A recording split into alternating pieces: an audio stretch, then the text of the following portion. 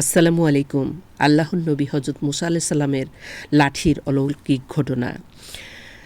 এই ঘটনাটি আল্লাহ তাআলা সূরা তোহা, সূরা শুআরা এবং আরও কয়েকটি সূরায় বর্ণনা করেছেন।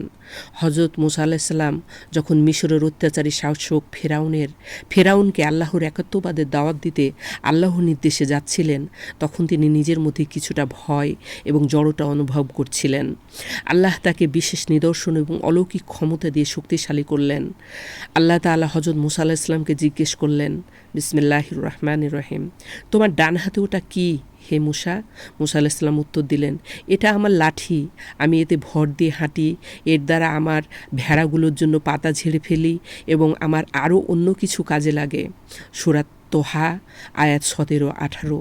এরপর আল্লাহ রাব্বুল আলামিন আদেশ করলেন, বিসমিল্লাহির রহমানির রহিম, তুমি ওটা ফেলে দাও হে মুসা। মুসা আলাইহিস সালাম সাথে সাথে আল্লাহর আদেশে লাঠিটি মাটিতে ফেলে দিলেন। মুহূর্তের মধ্যে এক অভাবনীয় ঘটনা ঘটল। সেই সাধারণ লাঠিটি মাটিতে পড়ার সাথে সাথেই এক বিরাট অলৌকিক রূপ ধারণ করল। সেটি মুহূর্তের মধ্যে ভয়ঙ্কর এক চলমান সাপে পরিণত হলো, যা দ্রুত গতিতে দৌড়াতে শুরু করলো। আল্লাহ তাআলা আবার মুসা আলাইহিস সালামকে আদেশ করলেন, বিসমিল্লাহির রহমানির রহিম, আর তুমি সেটা ধরো, আর ভয় করো না, আমি তাকে তার পূর্বের অবস্থায় ফিরিয়ে দেব। সূরা তোহা আয়াত 21। মুসা আলাইহিস সালাম আল্লাহর নির্দেশে সাহসের সাথে সাপটিকে ধরলেন। সাপটি ধরার সাথে সাথেই তা আবার আগের কাঠের লাঠিতে পরিণত হলো, ঠিক যেমনটি আগে ছিল।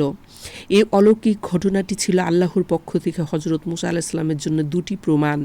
এক, নবুয়তের প্রমাণ, এটি প্রমাণ করেছিল যে মুসা আলাইহিস সালাম আল্লাহর প্রেরিত নবী ছিলেন।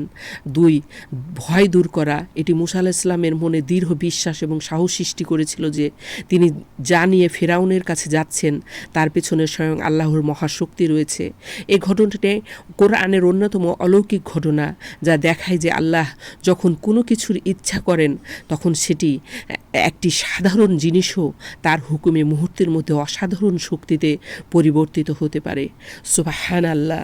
আল্লাহ রাব্বুল আলামিন আমাদেরকে সহজ সরল সঠিক পথ দান করুন। আমিন। আসসালামু আলাইকুম ওয়া রাহমাতুল্লাহি ওয়া বারাকাতুহু।